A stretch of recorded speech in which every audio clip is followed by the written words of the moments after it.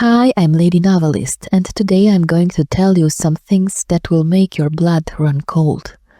If you're not ready, listen no further. But if you're a fan of horror stories, listen up, because my next 3 deep woods horror stories are sure to please. I am not a fan of artificial intelligence reading stuff perfectly, so I hope you like my not-so-perfect Eastern European accent. I'm proud of it, by the way. Before we dive in, I would love to hear where you come from. If you like this kind of content, you can subscribe to my channel and hit the notifications button to be the first to watch my new stories. Now stay tuned because it's horror story time.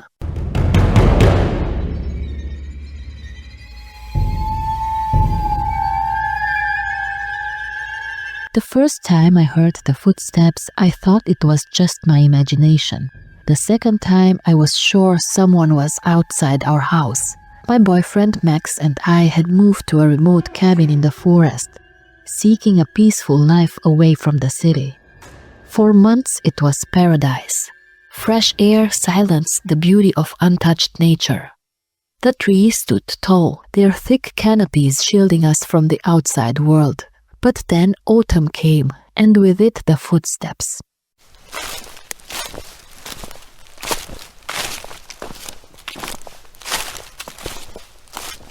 Every few nights, just past midnight, I would hear them, slow, deliberate steps circling the house.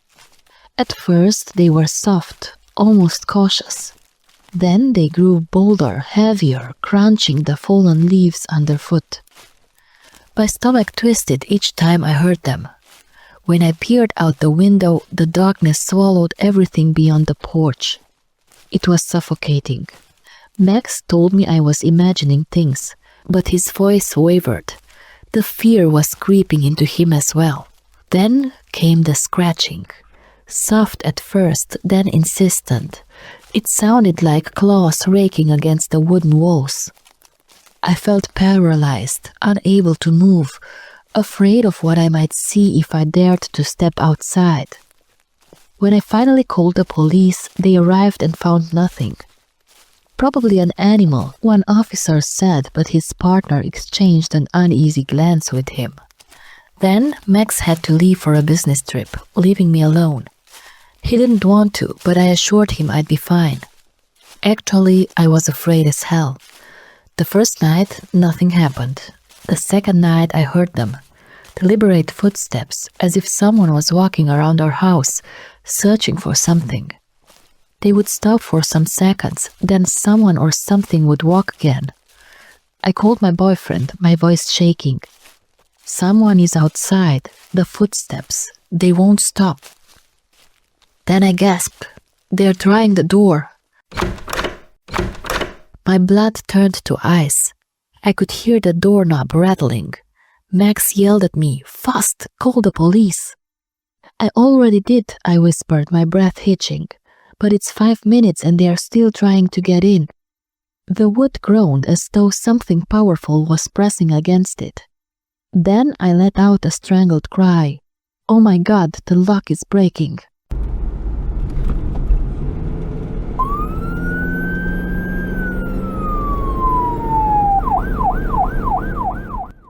Sirens howled in the distance.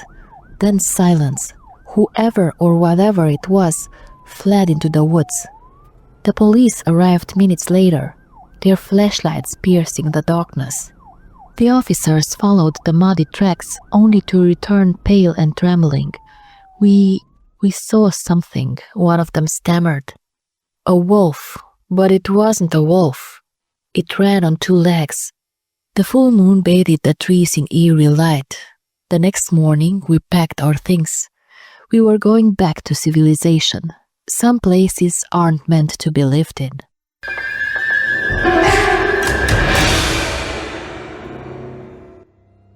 I should have never gone into the deep forest. For 2 years I lived alone on the edge of the village after my husband's passing. The mountains, the trees, the quiet, they were my only solace. But that day my restless mind led me further than ever before, and I got lost. The deeper I wandered, the more unfamiliar the trees became. They seemed taller, their branches twisted like grasping fingers. The air grew thick, suffocating. Shadows flickered at the edges of my vision, moving when I wasn't looking. As the sun set, the trees became tall shadows, and the cold seeped into my bones. My phone was dead. I curled up in a clearing, trying to suppress my fear. Then, from the depths of the forest, I heard it. Laughter, soft and lilting. But it wasn't joyous. It was mocking, hollow, echoing unnaturally in the still air. I froze, but whatever that was, I had to see it. A golden glow flickered through the trees. I moved toward it and found them. Women dancing around a fire. Their bodies were youthful and perfect, their movements fluid, hypnotic. Their hair shimmered and their dresses floated as though they were underwater. But when they turned, I saw their faces. Wrinkled, rotted, grinning with blackened teeth. Their eyes, black voids, bore into me.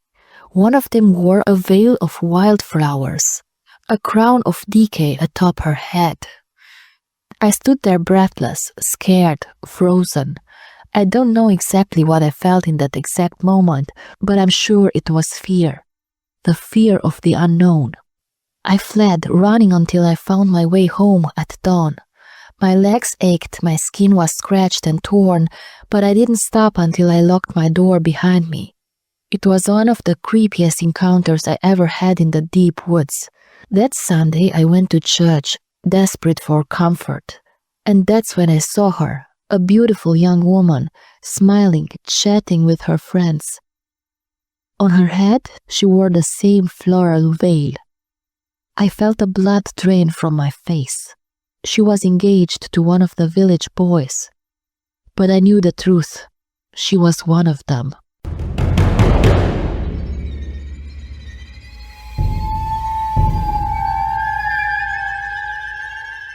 The boar led him deep into the forest, deeper than he had ever ventured before.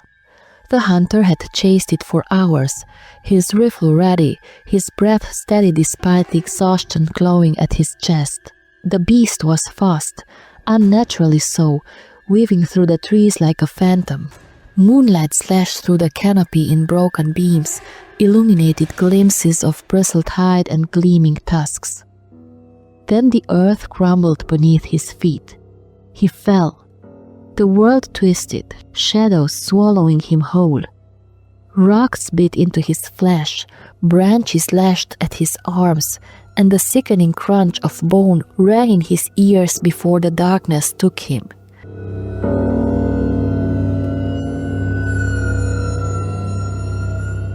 When he awoke, pain roared through his body in vicious waves. His head pounded, his vision swam. Above him, the sky was a distorted smear of black and silver, shifting like oil on water. A shadow loomed, tall, ragged, wrong. A man stood over him. His beard was long and matted, his face a ruin of scars. Deep grooves carving his flesh like a map of old wounds. His eyes, shadowed and sunken, gleamed in the dim light.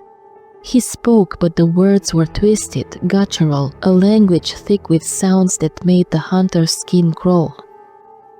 The words didn't just seem foreign, they felt ancient, primal, something that should have been buried with the bones of the long forgotten. The man hoisted him effortlessly on his shoulder, his strength unnatural, his grip too tight, finger pressing into his ribs like iron clamps. The hunter was too weak to fight. The world tilted again as the stranger carried him through the dense whispering trees. The cabin was small, hunched against the night like a wounded beast. Its walls were patched with moss and thyme, wood rotting in the damp air. A tangle of bones hung from the eaves, swaying gently, clicking together like teeth in the wind. Inside, the darkness was thick, pressing against the hunter's lungs, heavy with the scent of damp wood, decay, and something metallic, sharp, clawing. Blood. The man sat him down by the fire.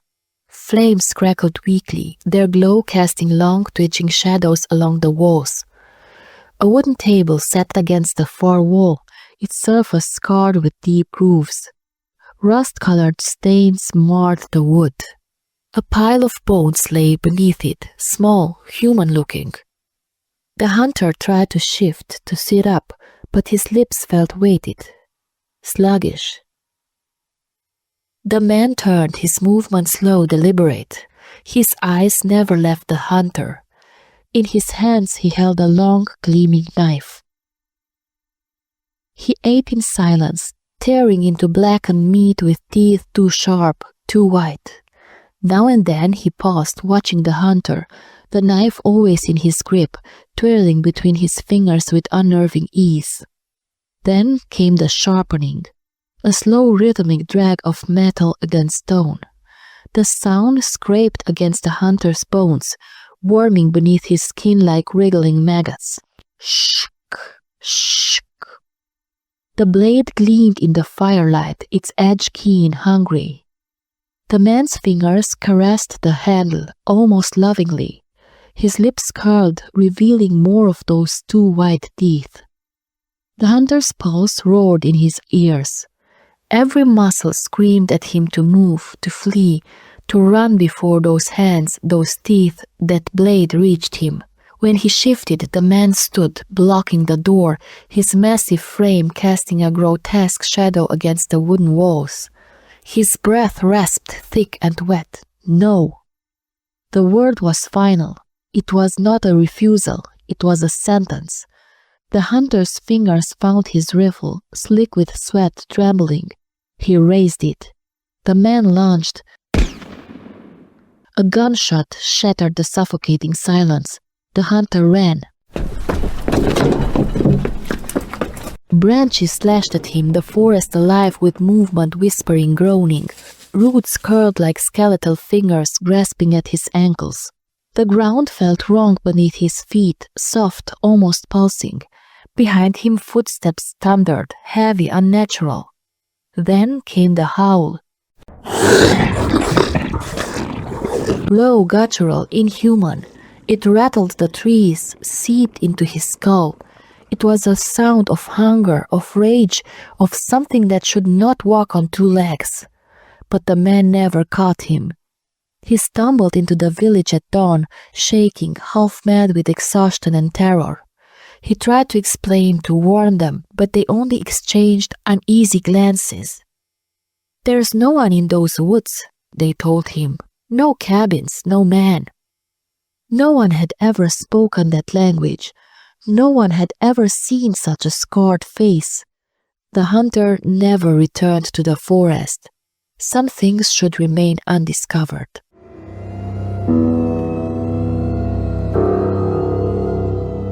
Dear friends, I hope you enjoyed tonight's episode of Deep Woods Horror Stories. If you like how I read my stories, please hit the like button and subscribe to my channel. Stay safe, lock your doors, and believe in magic, for it is that will save our world.